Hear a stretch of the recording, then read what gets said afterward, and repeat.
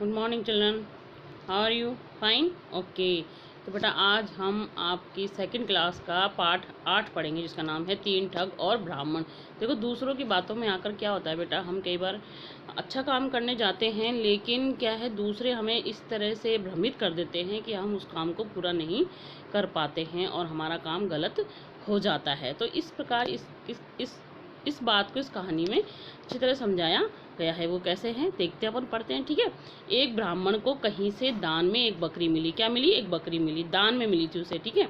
ब्राह्मण बहुत खुश हुआ। वह बकरी की रस्सी पकड़े जल्दी जल्दी अपने घर की तरफ चल दिया, ठीक है। रास्ते में 3 ठगों ने उसे आते हुए देखा। 3 ठग यानी कि ठगने वाले, यानी कि बेवकूफ़ बना के लूटने वाले होते हैं, जो लोगों को उनकी चीज़ों को ले लेते हैं, उनको बेवकूफ़ बनाकर, वैसे उनको कहते हैं ठग, ठीक है। उन्होंने आपस में सलाह बनाई कि पंडित जी से बकरी हथियाई जाए।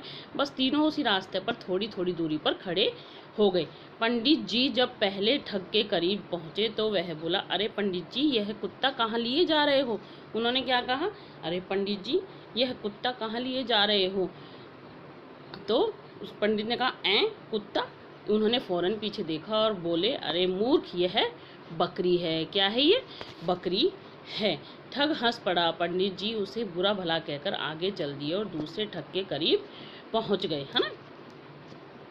तो देखिए आप, दूसरे ठग ने राम राम की और फिर बोला, अरे पंडित जी, आज यह बिलाव कहाँ लिए जा रहे हो? पहले ने तो उस बकरी को क्या कहा? कुत्ता कहा। दूसरे ने क्या कहा? बिलाव।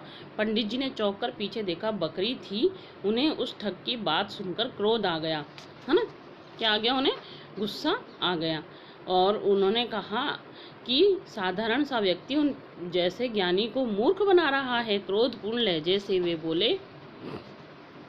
क्या बोले?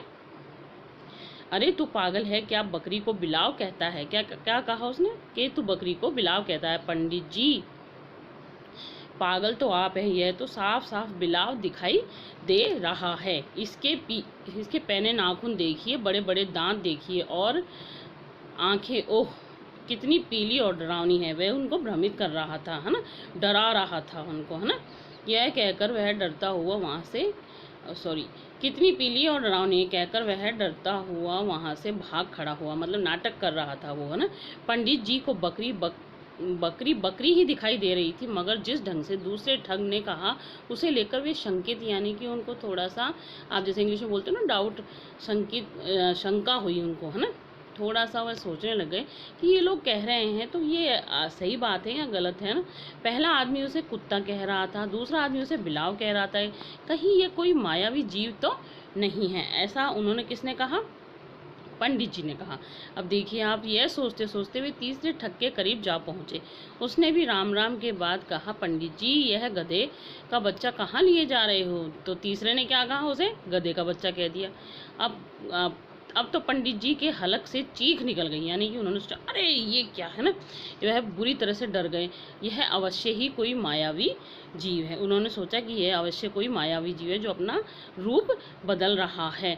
तो वह क्या हुआ, वह फौरन उसकी रस्सी छोड़ दी उन्होंने और भाग खड़े हुए। अब तीनों ठगों ने बकरी को पकड़ लिया और हंसते हुए बोले, कैसा पागल बनाया, उन्होंने कहा ठगों ने, ठीक है। किसी ने सच ही कहा है कि दूसरों की बातों में आकर अपने आत्मविश्वास को नहीं डोलने देना चाहिए। काम बिगाड़ने के लिए शत्रु सच को झूठ और झूठ को सच कहते हैं, ताकि व्यक्ति परेशान हो जाए और उनका काम बन जाए, यानी कि उनका मतलब सिद्ध हो जाए, जो वो चीज़ पाना चाहते हैं वो उनको मिल जाए। ऐसा इन ठगों ने पंडित जी यानी कि ब्राह्मण के साथ किया। तो यह गलत बात है ना बेटा।